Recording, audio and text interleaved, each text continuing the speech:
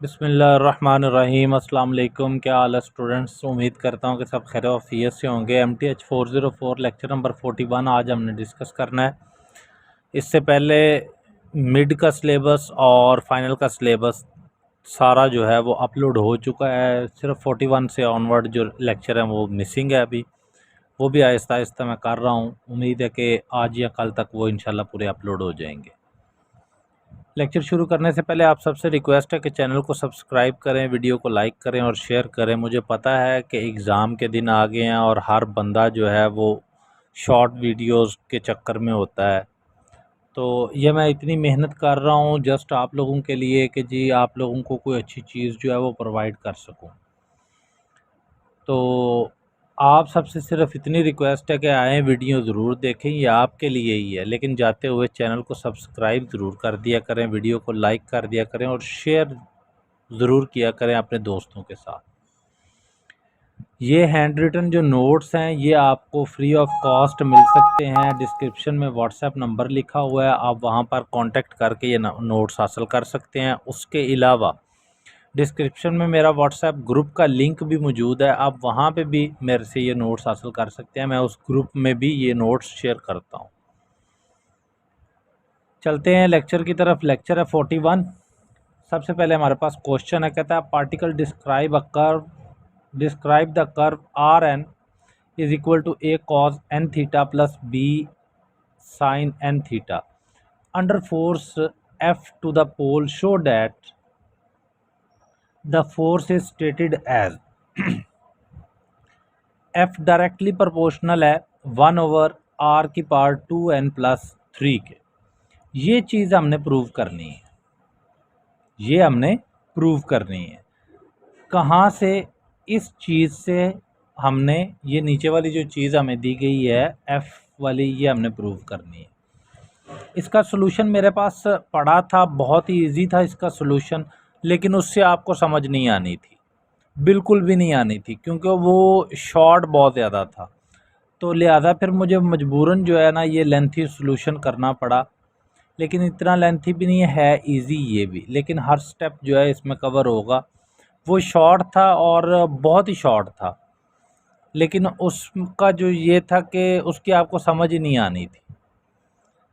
तो चलते हैं सॉल्यूशन की तरफ। सबसे पहले तो हम अपनी इक्वेशन लेते हैं जो हमें उसने गिवन दी हुई है, R N is equal to A cos N theta plus B sine N theta. ठीक हो गया।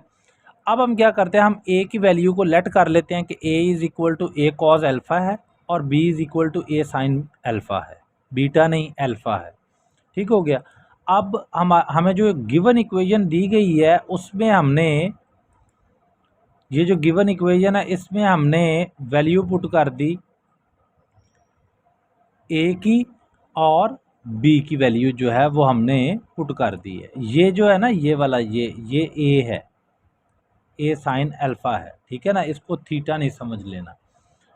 उसके बाद जनाबे वाला सिंप्लीफिकेशन की तो हमारे पास ये एक फॉर्मूला है जो कि इस फॉर्म में बन रहा है। मैंने इस फॉर्म में लिख दिया, उसको मैं थोड़ा सा, हाँ जी, ये हमारे पास फॉर्मूला है। आर की वैल्यू हमें पता है कि आर इज इक्वल टू होता है हमारे पास 1/u और u इज इक्वल टू होगा 1/r। तो आर की पावर n है तो u की पावर भी n ही होगी ना, 1/u की पावर n। तो वो यहाँ पर मैंने r की जगह पर इसको पुट कर दिया। ठीक है, u की पावर को ऊपर ले गए तो u-1 हो गया, u-n हो गया, नीचे n था ऊपर जाके -n हो गया, और बाकी स्टेटमेंट एज इट इज़। अब हमने इसकी डिफ्रेंशिएशन करनी विद रिस्पेक्ट टू थीटा। ये डी थीटा लिखा गया है, इसको थीटा कहना है। ठीक हो गया जी। अब हमने जब इसकी डिफ्रेंशिएशन की तो हमें पता है डिफ्रेंशिएशन का जो रूल है वो ये है कि पावर स्टार्ट में आती है, फिर पावर में से एक माइनस करते हैं और आगे d you over D theta आ जाए। वही यहाँ पर किया। इधर आ जाओ तो इधर भी ए जो है वो हमने एज इट इज़ बाहर रख दिया, क्योंकि ए एज ए कांस्टेंट है। कॉज की डेरिवेशन क्या होती है हमारे पास? माइनस साइन, वो माइनस साइन लिख दिया और आगे ये एंगल है हमारे पास, और इसका जब हमने डेरिवेशन ली तो वो हमारे पास एन आ गई। एन एन से कैंसिल हो गया, माइनस का साइन माइनस से कैंसिल हो गया, तो हमारे पास बाकी क्या बचा जी, u की power minus N minus one D you over D theta is equal to A sine N theta minus alpha. ठीक है यहाँ तक। अब हमने क्या किया कि ये इधर मल्टीप्लाई हो रहा, उधर जाकर डिवाइड हो जाएगा ना, तो जब डिवाइड होगा तो इसको हम ऊपर उठाकर लेकर जाएंगे। कैसे जनाब, इसको मैं आपको ज़रा करके दिखा दूं कि ये कुछ कहाँ गया,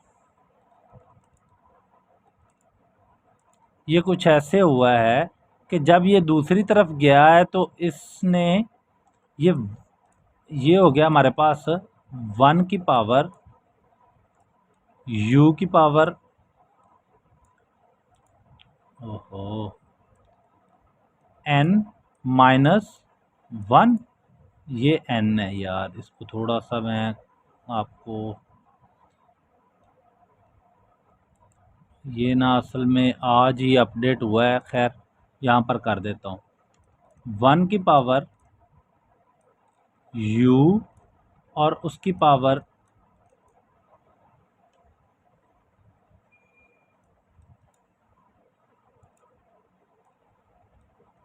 n माइनस 1, और ये n भी माइनस का है, तो जब ये ऊपर जाएगा तो प्लस का हो जाएंगे ना दोनों वैल्यूज़। तो यहाँ पर यही किया, स्टेप एक मैं एग्जाम्प्ट कर गया हूँ, लेकिन यही काम किया। ठीक हो गया। अब हमने इसका सेकंड डेरिवेटिव ले लेना। जब हमने इसका सेकंड डेरिवेटिव लिया तो वही काम, ए एज ए कांस्टेंट बाहर आ गया और पावर स्टार्ट पे और पावर में से एक माइनस कर दिया। तो जब n प्लस वन में से माइनस वन करोगे तो 1 प्लस का और माइनस का आपस में कैंसिल हो गया, सिंपल n बच जाएगा और D you over D theta. बाकी जो है आपके पास वो क्या आएगा जी, वो आएगा sine N theta minus alpha. ठीक हो गया। और साथ में आपके पास आएगा plus A U N plus 1 cos cos N theta minus alpha into N.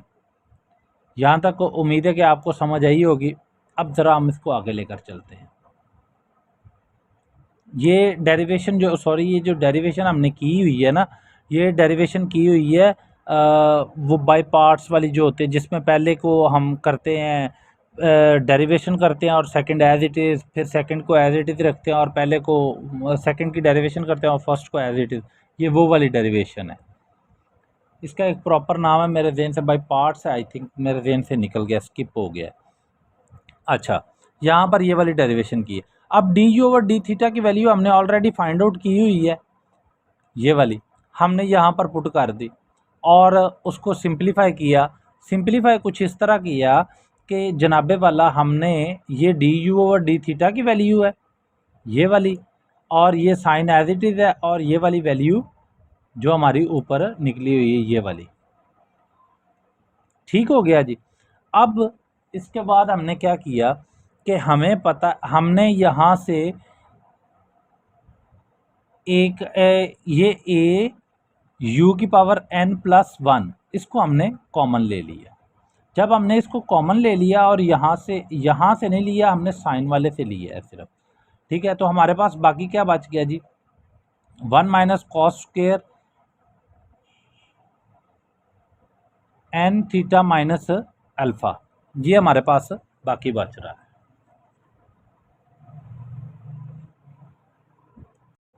ज़रा यहाँ पे फिर समझ लीजिए, जब आपने a को और u की पावर n प्लस 1 को बाहर कॉमन ले लिया तो यहाँ पर a का स्क्वायर हो जाएगा और u की पावर 2n प्लस 1 हो जाएगी। यहाँ तक तो क्लियर हो गया। अब जो ये वाली चीज़ है ना, जब आप इसको बाहर निकालोगे तो पीछे आपके पास क्या बच जाएगा, साइन का स्क्वायर ही बचेगा ना, साइन का square N theta minus alpha, यही बचेगा। तो साइन का स्क्वायर किसके इक्वल होता है, 1 minus cos square into N theta minus alpha, या sine square alpha is equal to होता है 1 माइनस कॉस स्क्वायर अल्फ़ा के। तो ये वो वाला फार्मूला लिखते हैं और बाकी ये एज इट इज़। अब हमने यहाँ पर थोड़ा सा सिंप्लीफाई करना है। हमें ये पता है कि जी हमारे पास जो है ना cos square into N theta minus alpha किसके इक्वल है, वो हमने ऑलरेडी निकाला हुआ है कि कॉस स्क्वायर यहाँ पर है हमारे पास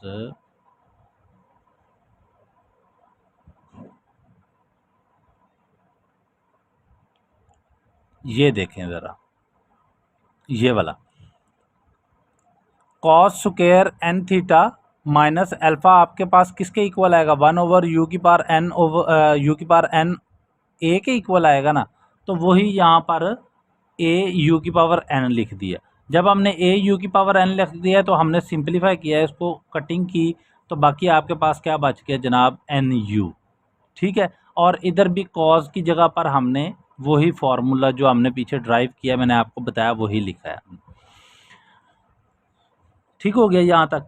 अब हमने क्या किया कि हमने इस वाली वैल्यू सारी को अंदर मल्टीप्लाई कर दिया। जब आपने इसको मल्टीप्लाई करोगे तो ये सिंपल सी कटिंग है जो आपको नज़र भी आ रही होगी, ये आप देख लीजिएगा खुद। आपके पास इसके बाद जो रिलेशन बचेगा वो ये रिलेशन बचेगा, क्या है जी, a² into n+1 into u⁴2n+1 minus n+1 into u plus nu। अब आपने क्या किया कि u को अंदर मल्टीप्लाई किया तो nu आ जाएगा, nu माइनस का और प्लस का आपस में कैंसिल आउट होके आपके पास ये रिलेशन पे ले आएंगे आपको। अब आपको ये पता है कि जी आपने ये d² u/d θ का square plus u is equal to this आ गया आपका।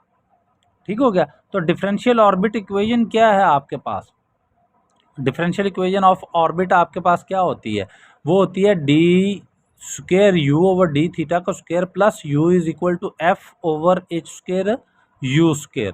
तो आपने इसकी जगह पर ये वाली वैल्यू रख दी है।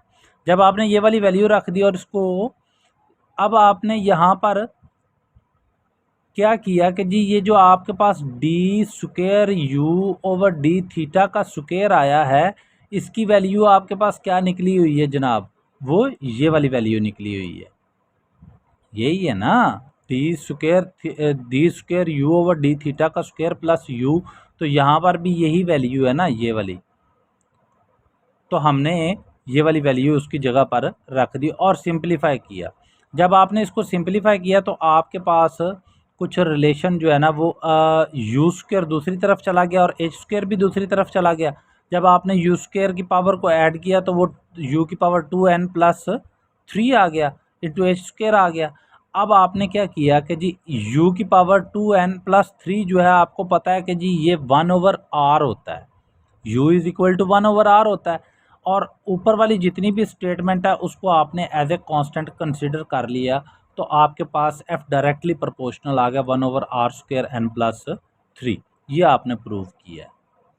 इसके बाद हमारे पास एक क्वेश्चन और आता है, कहता है जी क्वेश्चन है, ये बुक है जहाँ से वो मतलब मुझे क्वेश्चन मिला था, लेकिन उसका सोल्यूशन जो था ना वो शॉर्ट था और बहुत ही शॉर्ट था, वो आपको समझ ही नहीं आनी थी। कहता है particle of unit mass describe N ellipse. याद रखना है कि इलिप्स की बात हो रही है। Under the action of central force mr, पहले हम f पढ़ते थे, अब mr है। Show that the normal component of the acceleration at any instant is ab m⁴3/2 over v, where v is the velocity at that instant and a b are the semi axis of the ellipse। अब ज़रा हम इसको solve करते हैं। Solve कैसे करते हैं, हमें सेंट्रल फोर्स का पता है जी, वो हमारे पास होती है h² u² into u plus d² u/d θ का square is equal to f होता है। तो f की जगह हमने mr लिख दिया और mr की जगह पर मैंने 1/u लिख दी है। ठीक है, और u को दूसरी तरफ से इधर ले आया तो आपके पास u³ बन गया। अब हमने क्या किया, मल्टीप्लाई किया बोथ साइड पे 2du/d θ से। जब आपने 2du/d θ से मल्टीप्लाई किया तो यहाँ पर भी 2u/d θ आएगा और इसके साथ भी मल्टीप्लाई होगा। ठीक हो गया ना, और इधर भी यही चीज़ मल्टीप्लाई होगी। आपने सिंपल क्या किया कि आपने u को उठा के ऊपर ले गए तो वो -3 हो गया। ठीक है जी। अब हमें पता है कि जी ये du²/d θ का स्क्वायर, इसको हम स्क्वायर की फॉर्म में लिख सकते हैं। और इसके बाद हमने क्या किया, multiply both side by d θ कर दिया। जब हमने d θ के साथ मल्टीप्लाई किया, लेकिन d θ इसके साथ नहीं मल्टीप्लाई होगा, वो इसके साथ मल्टीप्लाई होकर कैंसिल हो जाएगा। ठीक है ना, इधर भी डी थीटा कैंसिल हो गया, इधर भी कैंसिल हो गया, और ये वाला भी डी थीटा कैंसिल हो गया, और सिंपल डी आ गया। इसके बाद हमने इसकी इंटीग्रेशन कर दी। ठीक है, इंटीग्रेशन करेंगे तो इंटीग्रेशन का फॉर्मूला क्या होता है, यहाँ पर इस स्टेप में आप ज़रा देखिए, ये मैं यहाँ पर करता हूँ। इंटीग्रेशन 2u जो है वो आपके पास आती है जनाब, इसकी इंटीग्रेशन होती है 2 तो एज इट इज़ कांस्टेंट है, बाहर आ जाएगा। और u की इंटीग्रेशन क्या होती है जी, पावर में एक जमा करते हैं, u की पावर 1 है, और इसमें एक जमा कर देंगे और डिवाइड भी कर देंगे, जो वैल्यू ऊपर बनी है वो 2 बनी है। अब ये 2, ये वाला 2 इस 2 से कैंसिल हो जाएगा, और पावर क्या बच जाएगी, यू स्क्वायर बच जाएगा, तो वो यही यू स्क्वायर लिखा हुआ है। इसकी भी इंटीग्रेशन आप देख लीजिएगा, और ये वाली भी इंटीग्रेशन, और c as a integral constant आ गया आपके पास। अब आपने क्या किया जनाब, यहाँ पर इस स्टेप पे ये देखें -3 + 1 है, तो मतलब कि माइनस का 2 आ रहा है आपके पास, तो ये आपस में कैंसिल आउट हो जाएंगे। ठीक है ना, जब आपके पास ये कैंसिल आउट हो जाएंगे तो आपके पास जो वैल्यू आ जाएगी वो mu की पावर -2 + 3 आ जाएगी। और हमारे पास एलिप्स की इक्वेशन जो होती है ना, वो होती है, ये एक हाफ एलिप्स या सेमी एलिप्स की इक्वेशन होती है, ये फुल एलिप्स की नहीं है। h² / p² = -m/u² + c होती है आपके पास। तो h² / p² = c - mr² हो गया, क्योंकि 1/u² है ना आपके पास, तो 1/u² जो है वो r² होगा। इसको आप इक्वेशन 1 कह दो। और एलिप्स की जो फॉर्म होती है, ये हमने ये जो p के साथ डिवाइड किया है ना, p लाए हैं, ये हम इसको सिर्फ एलिप्स में लेकर जाने के लिए लेकर आए हैं। तो वो फॉर्म सेमी एलिप्स की जो है वो a² b² / p² = a² + b² - r²। तो कंपेयर करोगे 1 और 2 को, तो आपके पास जो h आएगा वो आएगा ma² b², और c जो है वो आपके पास आएगा m × a² + b²। और वेलोसिटी हमारे पास होती है h² / p², तो h की जगह पर हमने h की वैल्यू लिख दी, और यहाँ से हमने p² की वैल्यू निकाल ली, और p सिंपल की वैल्यू आपके पास क्या आ गई, दिस वन। अब हमें पता है कि जी normal component of acceleration at any instant जो होता है ना, वो होता है v², ये स्क्वायर है जी, इसको स्क्वायर है, v² /ρ। और ρ आपके पास क्या आएगा, v² की वैल्यू आपने क्या निकाली है, v² की वैल्यू आपके पास है जनाब दिस वन, ये है v² की वैल्यू। तो ρ आपके पास क्या आएगा जी, ab² / p का स्क्वायर। अब आपने v² /ρ की जगह पर ये वैल्यूज़ पुट की हैं और इसको सिंप्लीफाई किया, तो आपके पास ये प्रूव बन गया है। उम्मीद करता हूँ कि आपको लेक्चर की समझ आई होगी। अगर कोई इशू हो तो आप मुझे व्हाट्सएप कर सकते हैं, डिस्क्रिप्शन में व्हाट्सएप नंबर भी लिखा हुआ है, और मेरे व्हाट्सएप का ग्रुप भी का लिंक भी लिखा हुआ है। अगर नहीं समझ आई होगी तो मुझे बताइएगा, मैं दोबारा फिर समझा सकता हूँ, कोई इशू नहीं है। मिलते हैं जल्द ही अगली वीडियो में, तब तक के लिए अल्लाह हाफिज़।